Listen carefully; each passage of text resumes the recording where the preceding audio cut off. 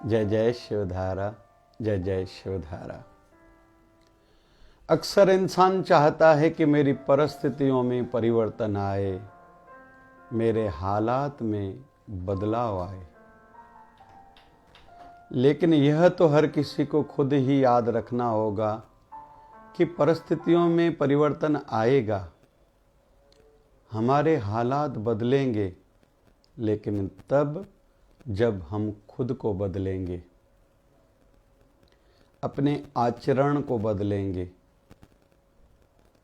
अपने बोलने के तरीकों को बदलेंगे, काम करने के तरीके को बदलेंगे, जब अपने व्यवहार को बदलेंगे और कुल मिला के एक ही बात में कहें, जब हम अपनी सोच को बदलेंगे। जैसे स्टूडेंट्स को लगता है स्टूडेंट्स लाइफ, कॉलेज लाइफ केवल मौज मस्ती के लिए है, जबकि उनको यह याद रखना चाहिए कि यह आपका जो समय है ये आपके भविष्य की, फ्यूचर की बेस का समय है। बेस जितना मजबूत करोगे बिल्डिंग उतनी मजबूत बनेगी। आपकी इच्छा हो मौज मस्ती में वो समय बिता दो, और ये कभी भूलना नहीं, वो समय लौट के नहीं आता। विश्वास ना आए तो अपने घर के बड़ों से पूछ लेना, बड़े भाई बड़े बहन, अपने माँ बाप, चाचा चाची, मामा मामी से पूछना, सीनियर्स से पूछना, वो समय लौट के नहीं आता। बेस मजबूत तो बिल्डिंग मजबूत, बेस कमज़ोर तो बिल्डिंग कमज़ोर। वैसे ही आपका फ्यूचर होगा।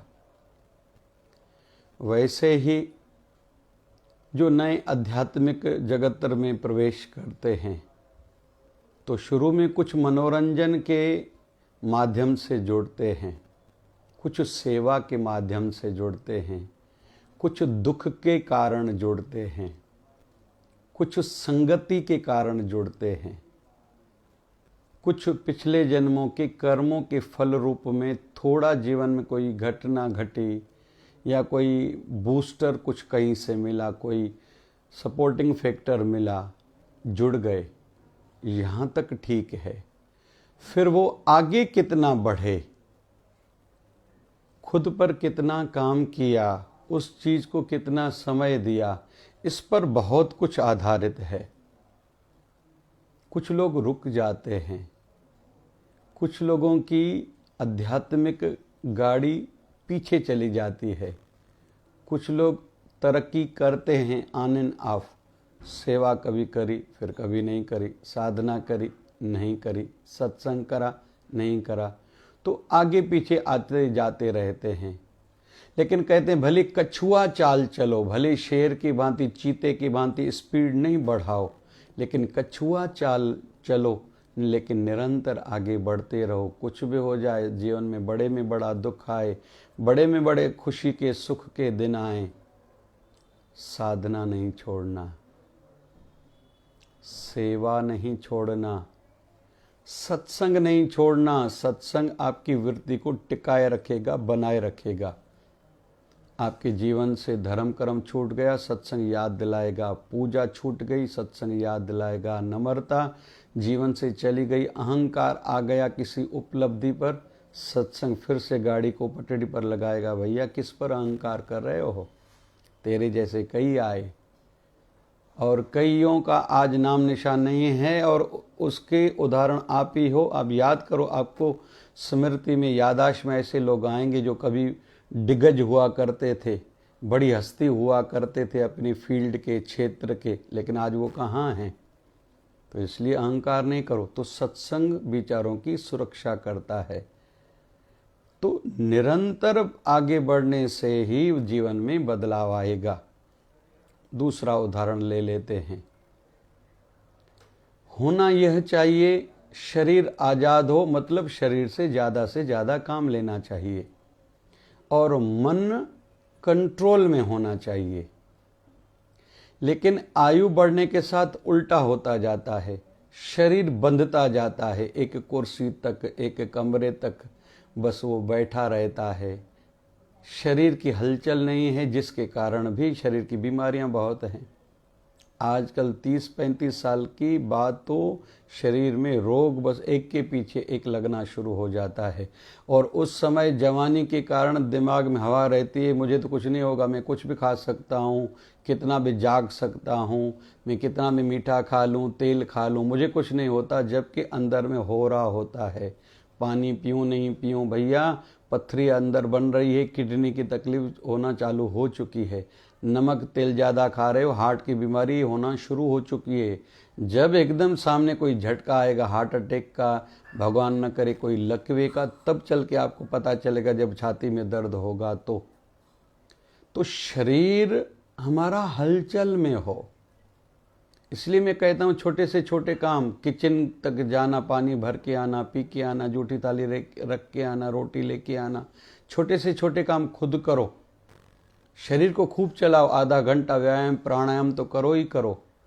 मैं कहूँगा अनुलोम विलोम करो कि दोनों माइंड हमारे काम करें और ब्रेन शार्प हो, स्मरण शक्ति बढ़े, कंसंट्रेशन पावर बढ़े। आजकल का इंसान कंसंट्रेशन के संदर्भ में बहुत वीक हो चुका है, बैठता एक काम के लिए विचार कहीं के कहीं चले जाते हैं, फोकस नहीं होता, किस काम के लिए कहाँ गया वो भूल ही जाता है, वो छूट ही जाता है, बाकी फजूल के सब काम सामने आ जाते हैं। इसलिए कहा जाता है जब कोई दिन की आप रूपरेखा बनाओ, पहले तो प्री प्लानिंग करो और काम लिखो, आज सवेरे मॉर्निंग आवर्स में मुझे क्या काम करना है, प्रायोरिटी में कौन सा रहेगा, दूसरा ये, तीसरा ये, फिर ये फजूल के काम के लिए समय मिला तो करूँगा, टीवी देखना, दोस्तों से बात करना, आदि आदि आदि जो फजूल के काम हैं। जरूरी वाले काम प्रायोरिटी में रखो, क्योंकि भूलने की बीमारी हर किसी को हो गई है।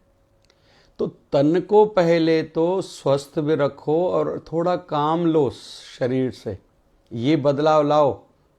तन आपको चाहिए, शरीर चाहिए आध्यात्मिक सिद्धि के लिए और संसारिक उन्नति के लिए भी। अभी आते हैं मन पर। मन पर अंकुश होना चाहिए। अरे कहते हैं वनवास काल में भी युधिष्ठिर महाराज 2 घंटा ध्यान करते थे, जबकि वनवास में क्या जरूरत थी, लेकिन करते थे। बहुत से ऐसे संत महापुरुष होते हैं जो सवेरे कुछ भी हो जाए, जब तक साधना पूरी नहीं होती किसी के साथ मिलते नहीं और पूरा नियंत्रण में खुद को चलाते हैं। जितना जितना कंट्रोल रहेगा खुद पर, जैसे हम लोग अपनी कामनाओं पर थोड़ा नियंत्रण रखें। हर किसी के मन में रोज कई कामनाएं जगती हैं। बड़ी कार देखी, ऐसी कार लो, मोबाइल महंगी देखी, ऐसी लो, किसी का घर देखा, फर्नीचर देखा, ऐसे लो। आजकल के बच्चे कितने मन के कच्चे हैं, थोड़ा सुंदर किसी का रूप क्या देखा, मेरा जीवन साथी यही होना चाहिए, उससे सुंदर दूसरा दिखा, मेरा यही होना चाहिए, इसने अच्छी तरह बात नहीं करी, इसको छोड़ दो, तीसरा। अरे ये कोई बात है भाई, स्थिर बनाओ। रही बात संसार की, ये तो झूठा है, चमक दमक है, ये 4 दिन की है, आपको आजमाना है। उसको दूसरी दृष्टि से किसी के माध्यम से संदेशा भेजो कि मुझे एड्स है, कैंसर की बीमारी, अमुक बीमारी, क्या वो आपसे बात करता है? नहीं करेगा। बच्चियों को विशेष तौर पर कह रहा हूँ। तो ये सब फजूल की बातें हैं। और अरेंज और लव मैरिज के संदर्भ में कहें तो सक्सेस अरेंज मैरिज है जो माँ बाप कराते हैं। आप रेट निकाल के देखो, 100 लव मैरिज की जीवन की श्रेणी बनाओ, 100 अरेंज मैरिज की, देखो आपको खुद ही पता चल जाएगा। तो कामनाएं केवल देख के आकर्षित नहीं होना या कुछ सुना हमने, अमुक जगह पर घूमने से मज़ा आता है, वाटर पार्क में जाने से मज़ा आता है, ऐसा है नहीं। मज़ा जिसके अंदर है ना उसको ही मज़ा आता है। अमुक होटल अच्छा है, आपको जिस दिन बुखार हो जाके वहाँ रोटी खा के आओ, देखो आपको मज़ा आता है। होटल में मज़ा नहीं था, आपके अंदर मज़ा था। बुखार के समय या आप जब टेंशन के समय में थे तो फिर वो होटल आपको मज़ा क्यों नहीं दे रहा? क्योंकि आपके अंदर मज़ा नहीं। बस ये समझना है। तो मन पर अंकुश हो। महात्मा गांधी जी का नियम था, जिस दिन भजन नहीं करा उस दिन भोजन नहीं खाऊंगा। हमारे सदगुरुदेव भगवान 1008 सदगुरु स्वामी शिव भजन जी महाराज सामने महापुरुषों की छोटे छोटे चित्र फोटो रखते थे। एक साधना वाला, मुझे इस जैसा साधना वाला बनना है, फिर विवेकानंद स्वामी का फोटो सामने, इनके जैसा मुझे ब्रह्मचर्य का पालन करना है। फिर किसी समाज सेवक का फोटो रखा, मुझे इसके जैसे समाज में सेवा करनी है। ऐसे अपने मन को धीरे धीरे नियंत्रित करना है। मन पर अंकुश हो। मन कुछ भी सोचे, कुछ भी कहे नहीं, हम जो चाहेंगे मन हमारा वही करेगा। जैसे कहते हैं ना, एक जगह से राजा की पालकी जा रही थी, रास्ते में एक फकीर बैठा था। फकीर को कहा गया आप इधर से हटिए। बोले क्यों? बोले यहाँ से राजा की सवारी जाएगी। बोले इसमें कौन सी बड़ी बात है? बोले रास्ता खाली करो। बोले क्यों? बोले वो राजा है। बोले वो राजा है तो मैं महाराजा हूँ। बोले वो राजा है ये तो समझ में आ रहा, आप महाराजा कैसे? बोले बुलाओ अपने राजा को।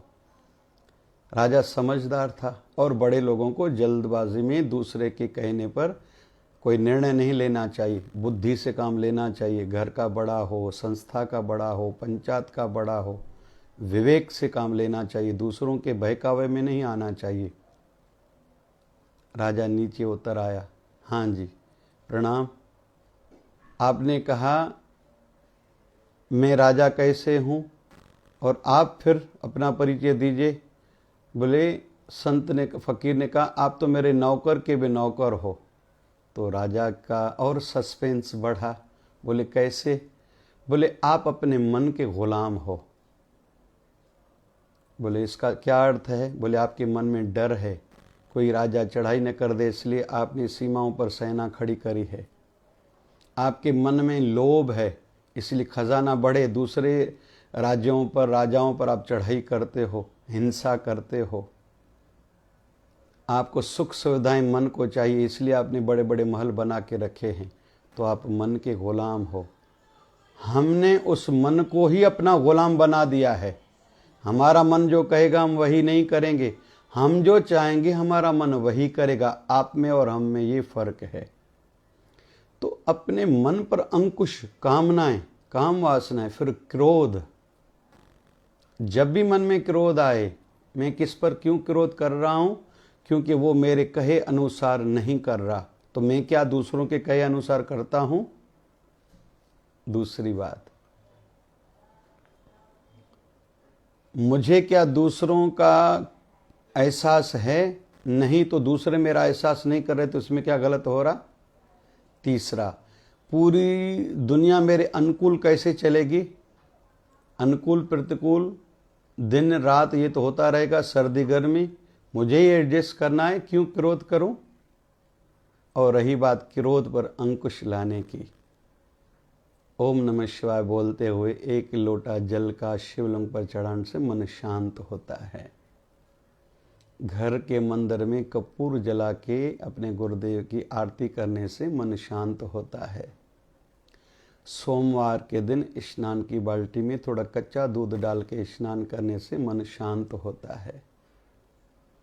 ध्यान करने से मन शांत होता है। सत्संग सुनते सुनते मैं रजा में राजी रहूं, ऐसे जब विचार मन में टिकते हैं तो मन शांत होता है।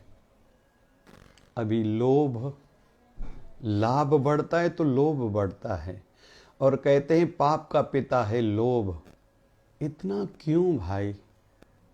एक डेडलाइन बस खींचनी है, इतने तक शरीर की आयु तक मुझे ये करना है। धीरे धीरे आध्यात्मिकता मेरे जीवन में बढ़े, भक्ति बढ़े, ये मेरा विचार बने, और धीरे धीरे जैसे आयु 60 साल गुजर जाए, पूरा त्यागमय जीवन और वैरागमय जीवन। मैं किसी का नहीं, कोई भी मेरा नहीं, केवल गुरुदेव, केवल प्रभु मेरे हैं, और मैं अपने गुरुदेव, अपने प्रभु का हूँ। तो लोभ के संदर्भ में भी यही बात। फिर मोह होता है वस्तुओं में या व्यक्तियों में, ये चीज़ मेरी। तो धीरे धीरे वस्तुओं को आयु बढ़ने के साथ छोड़ना भी चाहिए। ये बदलाव लाना है विचार में। पुराने ज़माने में जैसे हम लोग उदाहरण चलो ले लेते हैं महाभारत का, पांडवों को पता चला ठाकुर जी ने शरीर की लीला समाप्त करी है, एकदम राजपाट वंशजों को देखे बद्रीनाथ की ओर, केदारनाथ की ओर आगे बढ़े थे, वहीं बर्फ में एक एक करके प्राण त्यागते गए थे। तो मोह वैसे भी वस्तुएं या व्यक्ति, कोई हमें छोड़ के जाएगा, किसी को हम छोड़ के जाएंगे, तो पहले से आदत बनाएंगे तो शरीर का अंत और परलोक संवरेगा। और अंतिम बात, अहंकार काहे का? प्रभु की इच्छा से ही सब मिलता है। प्रधानमंत्री एक थोड़ी बनना चाहते हैं, कई लोग प्रधानमंत्री की श्रेणी में हम बने, क्या वो बनेंगे? कोई मंत्री हो, कोई धनवान हो, कोई उद्योगपति हो, कोई डॉक्टर इंजीनियर हो, कई बनना चाहते, सभी बन पाते हैं? नहीं। कर्म के साथ साथ प्रभु इच्छा पर भी बहुत कुछ निर्भर है। इसलिए प्रभु ने कुछ बनाया है तो उसका सदुपयोग खुद के लिए भी करें, दूसरों के लिए भी करें। और इसको कड़ी को और जोड़ता हूँ, ईर्ष्या काहे के लिए? मैं बढ़ूं ये ठीक है, दूसरे क्यों नहीं बढ़ें? दूसरों को देख के मेरे मन को पीड़ा क्यों होती है? और परिणाम क्या आता है? एक मंथरा के कारण राम जी को वनवास मिला था। ईर्ष्या नहीं होनी चाहिए। स्वीकार करें, जो आज कुछ किसी बड़े पद पर है, नाम पर है, धनवान है, पढ़ा लिखा है, भक्ति में आगे है, यश में आगे है, उसने ऐसा विशेष कुछ किया है, उससे वो सीखो और अपनाओ और खुद को बढ़ाओ। तो ये बदलाव विचारों में जैसे आएगा, परिस्थितियां बदलेंगी, कुछ करके जाएंगे निष्काम भाव से, तो जीवन में बदलाव आएगा। हमारे शिवधारा आश्रम में जितने भी सेवा कार्य चलते हैं, उनमें एक सेवा कार्य बच्चों के संस्कार क्लास लिए जाते हैं, या साथ साथ में जल सेवा, कई रेलवे स्टेशन, बस डिपो पर शिवधारा जल आश्रम की सेवाएं चलती हैं। अभी 4 धाम मंदिर का निर्माण कार्य प्रारंभ, वैसे भूमि पूजन तो हो चुका है, गौशाला का 200-300 भक्त निवासों कमरे हों, और साथ साथ में वृद्धाश्रम का कार्य, ध्यान केंद्र का कार्य, मल्टी स्पेशलिस्ट हॉस्पिटल का कार्य। मैं कहता हूँ सभी को आह्वान है, खुले मन से आइए, जुड़िए निष्काम सेवा से। आपको भगवान ने धन दिया है तो धन की सेवा करो, कोई कमरा बनाओ, कोई वृद्धाश्रम में, गौशाला में सेवा करो। आपको भगवान ने तन स्वस्थ दिया है, तन से सेवा करो। आपकी बौद्धिक विकास हो चुकी है, आइए बुद्धि से जुड़िए निर्माण कार्य में, या एक जो कार्य शुरू किया जा रहा है उसमें आप अपना सहयोग दीजिए। क्योंकि शिवधारा किसी एक व्यक्ति, कुछ लोगों का संगठन नहीं है, इस समूह समाज का है। तो कुल मिला के विचारों में बदलाव लाएंगे, जीवन में परिस्थितियों में परिवर्तन आएगा। जय जय शिवधारा, जय जय शिवधारा, जय जय शिवधारा।